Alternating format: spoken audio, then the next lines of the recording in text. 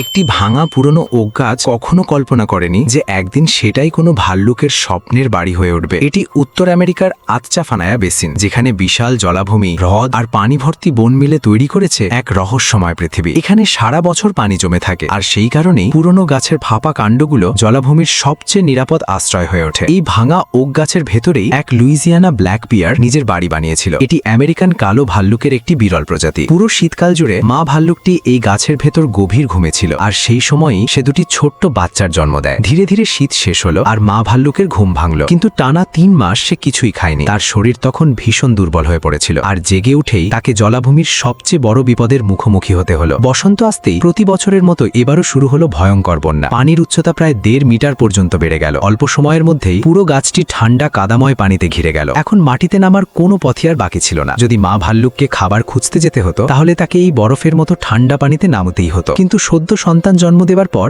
তার শরীর খুব দুর্বল ছিল। এই যাত্রা তার জন্য প্রাণঘাতীও হতে পারত। অন্যদিকে ছোট্ট বাচ্চা দুটি তখনও পুরোপুরি মায়ের দুধের উপর নির্ভরশীল ছিল। মা ভাল্লুক জানত, যদি সন্তানদের বাঁচাতে হয় তাহলে প্রথমে নিজেকে শক্তিশালী করতে হবে। কিন্তু সবচেয়ে কাছের নিরাপদ জমি ছিল প্রায় 1.6 কিলোমিটার দূরে, আর বন্যার পানি সব রাস্তা ঢেকে দিয়েছিল। যদি সে ভুল পথে চলে যেত, তাহলে হয়তো এই জলাভূমিতেই চিরতরে হারিয়ে যেত। আর সবচেয়ে বড় ভয় ছিল, এই ঘোলা পানির নিচে কি লুকিয়ে আছে তা কেউ জানত না। যদি সে বাচ্চাদের সঙ্গে নিয়ে যেত, তাহলে বিপদ আরো কয়েক গুণ বেড়ে যেত। অনেক ভেবে মা ভাল্লুক সবচেয়ে কঠিন কিন্তু সবচেয়ে বুদ্ধিমান সিদ্ধান্ত নিল। সে নিজের 2 সন্তানকে গাছের ভেতর রেখে একাই ঠান্ডা পানিতে নেমে গেল। মা চলে যেতেই গাছের ফাঁপা অংশটি ছোট্ট বাচ্চাদের কাছে একটি নতুন পৃথিবী হয়ে উঠল। এটাই ছিল প্রথমবার যখন তারা বাইরের বিশাল জলাভূমি দেখছিল। তাদের কৌতূহল ভয়ের চেয়ে অনেক বড় ছিল। ধীরে ধীরে একটি ছোট্ট বাচ্চা গাছের কিনারায় চলে এলো। সে নিচের পানির দিকে তাকিয়েছিল। সে জানত না, এই শান্ত দেখানো পানির নিচেই মৃত্যু লুকিয়ে আছে। জলাভূমির ভেতরে ওত পেতে থাকা এক কুমির তখন ঠিক সেই বাচ্চাটিকেই দেখছিল। ওদিকে ছোট্ট ভাল্লুকটি ধীরে ধীরে পানিতে নেমে গেল, কিন্তু সে সাঁতার জানত না। তার ছোট্ট দুর্বল শরীর কয়েক মিনিটের বেশি পানিতে টিকে থাকতে পারত না, আর একটু দেরি হলেই সে ডুবে যেতে পারত।